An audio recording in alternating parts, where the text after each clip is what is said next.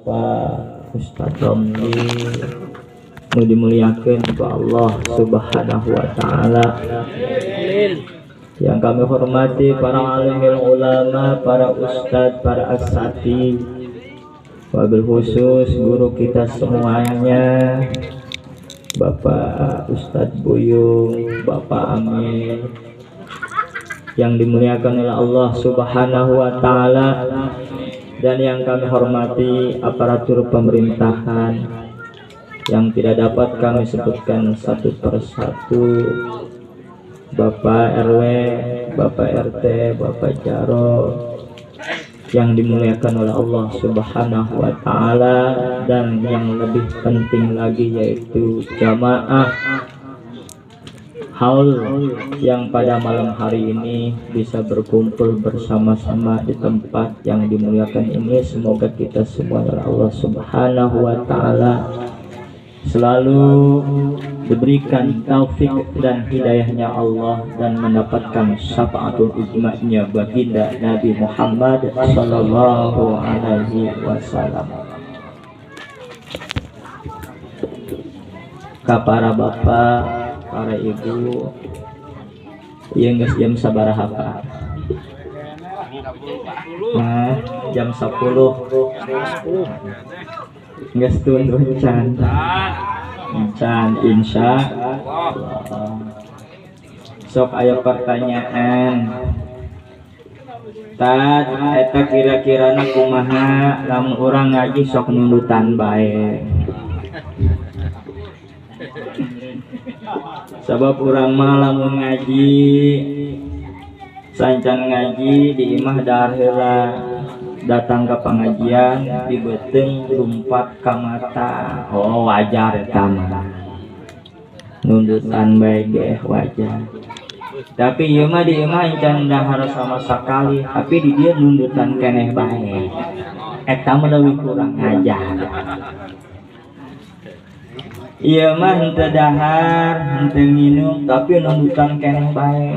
Orang eta mah uratna geus parargat. Emang teu biasa di pengajian Bu.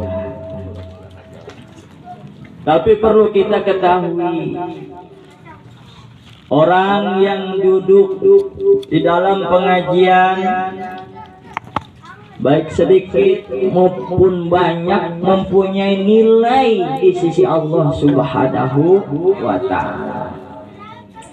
Atuh lamun diukna jeung tembok bari nundutan, atuh dibagi dua jeung tembok. Tapi henteu diuk nyarane jeung tembok nundutan keneh bae. Nah, ayeuna urang main logika, diuk di pengajian nundutan keneh bae. Kira-kira na ya model acara koski, acara haul ibunda tercinta, otomatis membutuhkan persiapan yang serba ekstra, persiapan yang banyak. Apalagi engke keudeuh rek menang berkat. Pan berkat macam-macam heuh.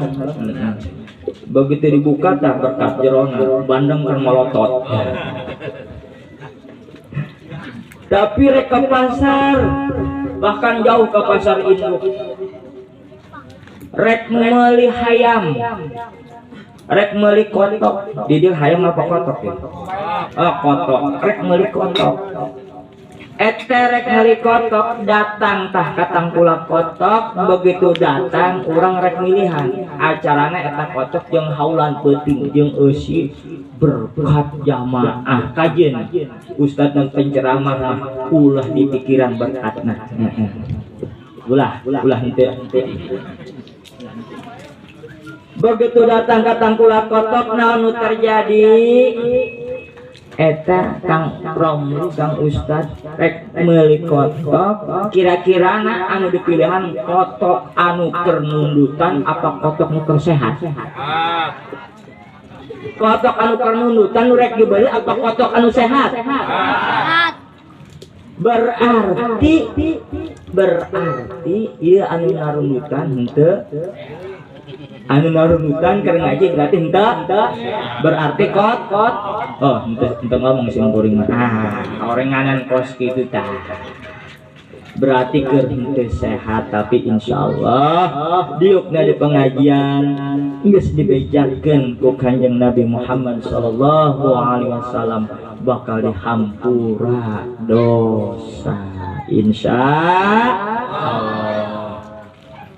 Berkaitan jeung haul tadi diberi PR ku Bapak pengatur waktu penata acara Bapak Ustadz Romli nyarioskeun idza matamu adama sakabeh amalan anak Adam ing kotoa eta bakal terputus illa min salasin kecuali 3 perkara. Ilana illa mutasil tinyaho mutasil naon lamun teh ngaji mah moal nyaho mutasil. Artina mutasi teh nyambung sanajan mayit geus maot lamun kudu hirup didatangan arek didatanganana ku amal jariah, arek didatanganana ku ngadoakeun, arek didatanganana ku amal ibadah anu sejenna baik rek kudu maka akan nyambung. Sebab ilana ila mutasil, hartina mutasil teh nyambung.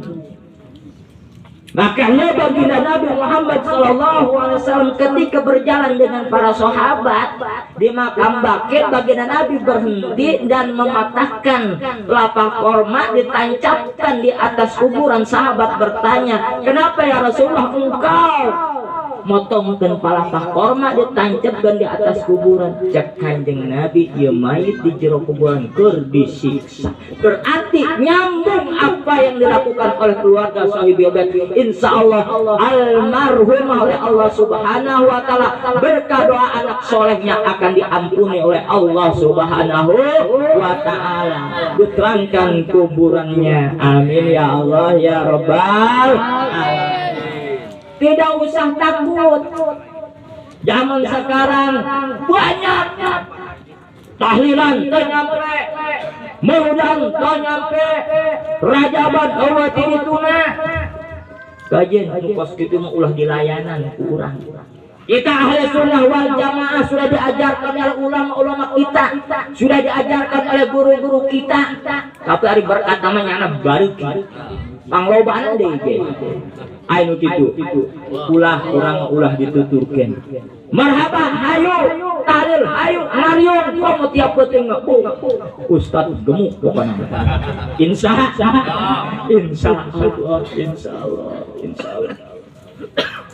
Dikatakan tadi Pak Bu, orang yang meninggal itu membutuhkan persiapan. Sahabat pernah bertanya kepada ya Rasulullah sallallahu alaihi wasallam, ya Rasulullah, kapan kiamat terjadi? Kata baginda Nabi, apa yang dikatakan? Emang siang geus boga bakal naon? Kalau para sahabat yang sudah kita ketahui ibadahnya betul luar biasa. Kalau kita ingin tahu bagaimana itu para sahabat, Sayyidina Utsman bin Affan radhiyallahu anhu ibadah setiap malam, tahajud, witir yang 1 rakaat. Apa ayat yang dibaca? Lamun bapak tahajud dina witir anu 1 rakaat, ayat andalanana naon tah? Ayat andalanana naon? Qul a'udzu birabbil ayat andalan. Tapi Sayyidina Utsman bin Affan witir yang 1 rakaat Fatihah alif lam mim tamat sampai qul a'udzu birabbin nas dalam setiap malamnya menghatamkan Al-Qur'an. Kok bisa? Karena oleh Allah Subhanahu wa taala diberikan keistimewaan waktu, Al-Qur'an yang 30 juz dalam waktu sesingkat mungkin bisa dihatamkan. begitulah para kekasih Allah mempunyai persiapan sholat nake hatam Al-Quran. Ayo urang persiapan. Bahkan ketika tadarus Sayyidina Utsman bin Affan tadarus dipanah oleh musuh sampai darahnya memancar dan mengenai Al-Quran. Pas di dalam surat Al-Kahfi di situ ada bacaan wal yatalattaf wala yusmironna bikum ahada. Wal yatalattaf didinya tulisanna beureum. Tulisan beureum. Naon? Kisah Sayyidina Utsman bin Affan ketika bertadarus terkena panah, darahnya muncrat sampai terkena Al-Quran. Pas wal yatalattaf wala yusmironna nabi kenangan untuk para sahabat. Tapi terus ngaji Quran kurang, lamun pengajian aya hujan teu daek. Padahal anu sholawatan geus dibejakeun. Ibu-ibu sekalian, hari ini pengajian, janganlah engkau lupakan, sebab itu kewajiban. Cek mayana, cek maemeh. Aing oge nyaho ieu pengajian, kan aing riweuh. Lain aing embung datang, sabab engke bakal pabalata. Geus macam-macam. Itu Sayyidina Utsman bin Affan. Lalu apa yang kita persiapkan untuk bekal kita mati? Kalau orang-orang soleh, putri tercinta baginda Nabi Muhammad Sallallahu Alaihi Wasallam, Sayyidatina Fatimah Zahra, istri tercinta dari Sayyidina Ali karramallahu wajhahu, sebelum meninggal ketika ajal akan datang, bilang kepada pembantunya, Neng, ibu sakedeung deui rek maot, ibu rek adus, rek abdas, rek ngalawudu. Ibu mau mandi, ibu mau berwudu, terus ibu mau mengaji Al-Quran. Apabila di dalam kamar sudah tidak terdengar suara Al-Quran, berarti ibu sudah meninggal. Didengekeun ku pembantuna di jero kamar anu keur ngaji Quran, didengekeun kebal las anu ngaji Quran. Ibu Siti Fatimah Zahra meninggal dunia dalam keadaan ngaji Quran. Itu kudu dipagian deui, rek maot terus mandi sorangan. Ai urang kumaha rek maot? Istighfar Pak, kamu kergeun istighfar Pak. Istighfar. Muji Allah. Tidak bisa ngomong nanawan. Tidak bisa ngomong. Ya Allah. Kita tidak tahu, tidak mandang tua dan muda. Umur tidak tahu, baik itu umurnya panjang atau pendek. Itu rahasia Allah Subhanahu wa Ta'ala. Cuman apa yang harus kita perbuat? Yang harus kita perbuat adalah berlomba-lomba dalam kebaikan. Janganlah engkau menyia-nyiakan waktu yang sekarang, karena kita tidak tahu apakah kita besok masih hidup atau tidak. Apakah besok kita masih bisa makan nasi atau bisa minum susu. Apakah besok kita masih bisa minum kopi. Apakah besok kita masih bisa daang lewat nyaho. Betul. Tak apa kita. Makanya pepatah hikam mengatakan, nuka mari geus beak, usukan rahasia, mangpaatkeun ku anjeun waktu anu ayeuna. Nuka mari geus beak, isukan rahasia mangpatkeun ku anjeun waktu anu ayeuna nu kamari geus beak. Nah nu kamari geus beak pasti kita akan merasakan penyesalan. Hanjakan teu ngaji di leutik geus jadi kieu mah harerese. Keleutik da ingin geus beak ayeuna mah geus jebrok geus kolot geus aki-aki di pagahan ku ustad ge. Siratal ladzina an'amta 'alaihim. Hayu ki sital ladzina geus kolot nu kamari geus beak. Masa leutik dan geus beak, masa remaja dan geus beak, kunaon geus aki-aki hayang belajar ngaji, apa salah? Teu salah. Man kamari ka mana? Begitu di pelagan. Siratal ladzina, sital ladzina. Benar. Geus, aing ngaku mah mau carek ieu moal. Sing rumasa bae urang mah. Di pagahan ghairil maghdubi 'alaihim waladdallin. Ghairil maghdubi gurawil maghdubi. Ghairil maghdubi gurawil. Ghairil gurawil. Eta lamun ustaz teh sabar adik katrok sia sanajan aki-aki teh. Berhubung menghormati aki-aki. Aya kitu aya. Siratal ladzina sigotal ladzina. Siratal ladzina sigotal ladzina. Kunaon sebabna? Netah geus geus nu kamari geus beak. Tinggal nyesel ayeuna tinggal nyesel. Nu kamari geus beak mabok nageng geus. Mabok nagang, Masya Allah. Kita tidak tahu. Karena kenapa? Urusan husnul khotimah itu urusan Allah Subhanahu wa ta'ala. Banyak orang yang meminum air jam-jam tapi meninggalnya meminum bir. Banyak orang yang meminum air jam-jam tapi meninggalnya meminum bir. Banyak orang yang bertadarus membaca ayat suci Al-Quran, tapi apa? Meninggalnya ketika membaca Quran. Naudzubillahi min.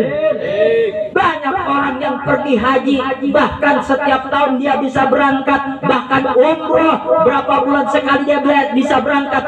Dia di tanah suci Mekah mencium Hajar Aswad, tapi ketika meninggal dia mencium istri orang. Ayo gitu aya. Mana jalan? Oh, dia mah. Nunggu naudzubillahi min. Naudzubillahi. Nu kamari geus beak. Kancolan nageng geus, mabok nageng geus. Wahai para pemuda, perlu kau ketahui manfaat mabok itu ada 3.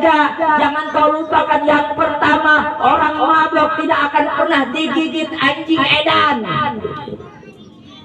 Kenapa sebabnya? Karena kata anjing edan, jangan-jangan yang mabok akan ngambil batu. Daripada aku ditimpuk, mendingan aku lari, kata anjing. Kita manfaat mabok kahiji, meuli gagal anjing edan. Sebab cek anjing boborek nyopot bat. Daripada di balai mendingan lun. Manfaat mabok kedua apa? Manfaat mabok kedua, orang mabok tidak akan didekati orang gila. Kenapa sebabnya? Karena yang mabok memang sudah gila. Manfaat mabok yang ketiga, orang mabok rambutnya tidak akan berubah, moal wisan. Kunaon sababna? Umurna moal datang ka huis. Geus nu kamari geus beak edana geus. Isukan rahasia. Kita tidak tahu umur kita. Apakah waktu muda, apakah waktu tua? Kamari maka kara aja kurang ngobrol eta teh salat berjamaah henteu kakara. Da umur mah urusan Allah. Kita tidak usah takut dengan mencabut nyawa, yang penting persiapan kita sudah sejauh mana. Tidak ada orang yang meninggal karena penyakit cacar, tidak ada orang yang meninggal karena dia terkena corona, tidak ada orang yang meninggal karena dia sakit perut. Kenapa? Karena orang yang meninggal itu bukan karena corona, bukan karena sakit perut, bukan karena cacar, tapi apa? Karena ruhnya dicabut oleh Allah Subhanahu wa Ta'ala. Juga kamu tidak meninggal, ya susu guna we kopi hidung na ko nges kajian ulah sakadeng ding geus oh kopi hidung kajian.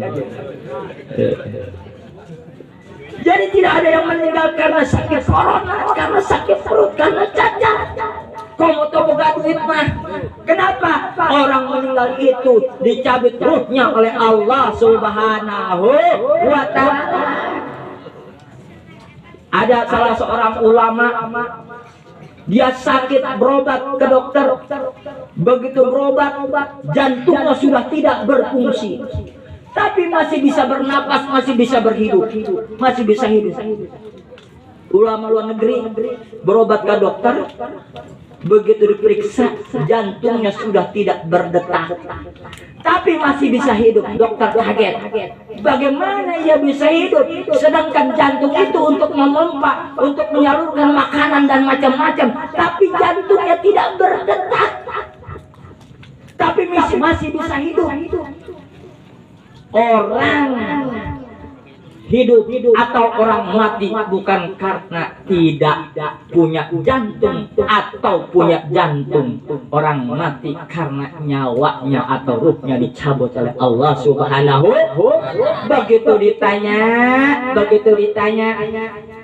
Pak Kiai, ini jantung Pak Kiai sudah tidak berdetak, tapi kok Kiai masih bisa hidup, apa rahasianya? Aku selalu memperbanyak membaca sholawat kepada baginda Nabi Muhammad Sallallahu Alaihi Wasallam. Tadi Bapak Ustaz Romli memberikan istisnanya istisna mustasir. Apakah bermanfaat doa anak soleh kepada ahli kubur? Apakah bermanfaat doa anak soleh kepada yang sudah meninggal dunia? Tentu bermanfaat. Bahkan baginda Nabi Muhammad SAW menyuruh kepada para sahabat, apabila kau meninggal, dekatkanlah kuburanmu atau kuburan keluargamu dengan orang soleh. Dekatkan tah lamun cenah ngagotong mayit amat. Mana ya dalma soleh. Kata sahabat, ya Rasulullah, apakah bermanfaat si mayit apabila dikuburkan dekat dengan orang soleh? Apakah bermanfaat kalau tetangga baik di dalam dunia? Bermanfaat ya Rasul. Nah begitu juga. Kok bisa begitu ya Rasulullah? Doa itu bermanfaat untuk anak yang soleh, karena kita belum merasakan. Kalau kita pengen merasakan manfaat doa anak soleh,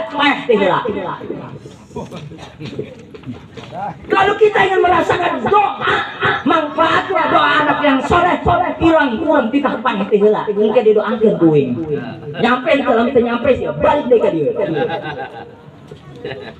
Kita nggak usah kaget. Nyampe doa anak soleh itu nyampe. Yang dibutuhkan oleh ahli kubur, yang dibutuhkan oleh ahli kubur yaitu doa. Selain sedekah, doa. Apa logikanya kan? Logikanya begini. Kalau kita haus, yang dikasih apa? Nah, kalau ada orang tenggelam di dalam sumur, ada orang tenggelam di dalam sumur, kita kasih uang 1 koper, masukkan ke dalam sumur, manfaat atau tidak? Diberi koper teh, kajero sumur, diberi duit sabun telan. Lamun aja maka cebur sumur diberi duit sabun telan, atana pesakarung asupkeun ka jero sumur, manfaat apa henteu? Yang dibutuhkan orang yang tersebut sumur bukan duit 1 koper atau duit 1 karung, apa? Tapi ban urut. Naon? Sahabat kunon. Hayang naik, hayang salamat. Kayak nyampe, nggak usah takut, nyampe. Doa anak yang soleh itu nyampe. Jadi yang dibutuhkan orang tercebur sumur itu bukan duit satu koper atau duit satu karung, tapi ban urut supaya supaya hayang salam. Dan itu logikanya supaya kita mau mendoakan kepada orang tua kita yang sudah meninggal. Insya Allah nyampe. Insya Allah nyampe. Insya Allah kalau bapak mempunyai anak dititipkan kepada ustadz untuk belajar mengaji, bapak disiksa di dalam kuburan, terus anak bapak dititipkan yang umur 5 tahun belajar ngaji kepada ustadz magahan. Bismillahirrahmanirrahim.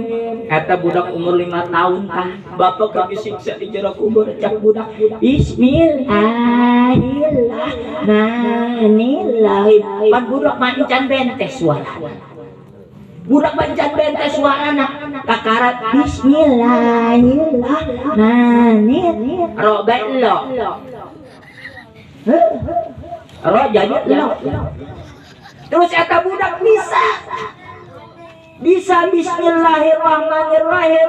Kalau tak disiksa di jero kuburan, cek Allah malaikat eureunnan siksaan ieu bapana budak.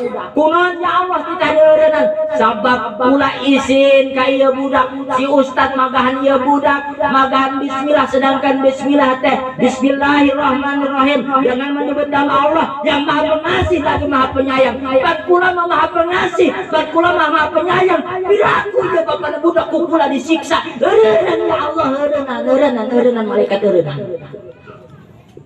Alhamdulillah. Berani mayar sabraha ka ustaz model kos kitu. Berani mayar sabraha kan sok magahan burung aja. Ustaz bakating teu boga duit mere surah. Ceng bikin ka bapak ieu. Naon engke kena bapak bae nu baca. Dibikeun surat dibaca ku bapana. Beja berba, ye jabar ya, ro jabaro, bayaro. Oh, orang kabudak dan bayar. Bapak tenah di buku anaknya nyabau hasil, nyambau acak, nyambau kesang, nyacan mandi. Ustad mah sabar, magan. Neangan guru mah sabar. Ayo bapaknya pinter. Ceng bikin dek guru siakan ditulis. Sot jabar sa, de jabar ba, ro jabaro. Sobar. Dasar rek berani bayar sabar ka ustad geus magahan bismillah ka anak bapak. Yen lain bohong ieu kisah nyata. Allah Maha Pengasih, Maha Penyayang. Tapi kalau anak bapak terkena narkoba, anak bapak terciduk polisi karena memakai barang-barang narkotika, barang-barang yang diharamkan, sabu, putau, heroin, ganja, marijuana, nepikeun ka aotan dicampurkan kopi, cimeng, nonde tak, kopi miring, ayo nonde, anu kos jukut, kucubung, ditembak ku polisi anak bapak, ditembak ku polisi. Silahkan, kalau bapak ingin menebus anak bapak, silahkan 30 juta. Karena sakingnya budak, Pak jangan 30 juta Pak, saya ada duit 20 juta. Ya udah nggak apa-apa. Karena sakingnya ke anak, ke anak, karunya ke anak, sayang ke anak, 20 juta dalam waktu 2 jam dikasih ke polisi. Tapi ya Ustaz udah sebagai tahun-tahun, apa pernah mere bingkisan, apa pernah mere parcel, apa pernah diberi tahunan, apa pernah diberi bulanan. Tadi setahun sekali THR, apa pernah Pak? Allah bakal berkah, anak bakal bisa ngaji lamun memang eta guru ngaji nak diperhatikan. Rek kumaha anak bisa ngaji, guru ngaji lagi diperhatikan. Naudzubillahi min karena yang dibutuhkan bapak itu apa nanti ketika dalam kubur? Al-Quran. Anak maca suci Al-Quran, maca Yasin, beda jeung anak anu bisa jeung anu henteu. Ai anak pernah dititipkeun ku bapana ku mana ka ustad. Begitu urang maot cek anak, Pak Ustad yeuh titip ieu amplopna ieu emak bapak kula enggeus maot pangmatehahankeun. Ustad jamaahna loba lamun 100 jamaahna ustad maca Fatihah 100 Fatihah asup ka jero kuburan. Ustad jamaahna 1000 Fatihah asup ka jero kuburan. Ustad maca Yasin jamaahna 1000 Yasin asup ka jero kuburan. Bapak nu kitu ngaranna berhasil ngadidik anak. Kunaon sababna? Tadina anak da dititipkeun ka pengajian. Terus inget ka kolotna, anakna karena sibuk bisa nitipkeun ka ustad. Ieu hadiah puji jeung emak bapak kula. Etan kitu ngaranna berhasil bapak ngadidik anak. Coba tuh bisa maca Al-Qur'an. Yasin bae, Yasin. Karena nampak terjemahan Yasin. Kurang sabab karena nampak terjemahan. Na'udzubillahi min alim. Nah, nyampe. Terus ke urang kumaha? Bekal ke urang. Tadi majeng ahli kubur. Pak perlu dikanyahokeun. Sancan ditutup. Lamun manusia maut jangan disangka istirahat. Karena kenapa? Karena akan ada pertanggungjawabannya nanti.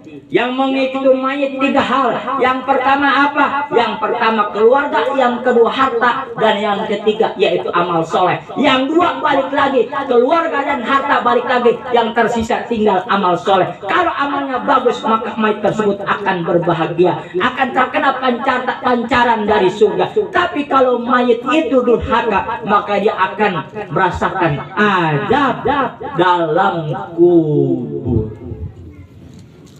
Itu manusia. Beda lagi dengan binatang. Lamun sok ngadu hayam, awas.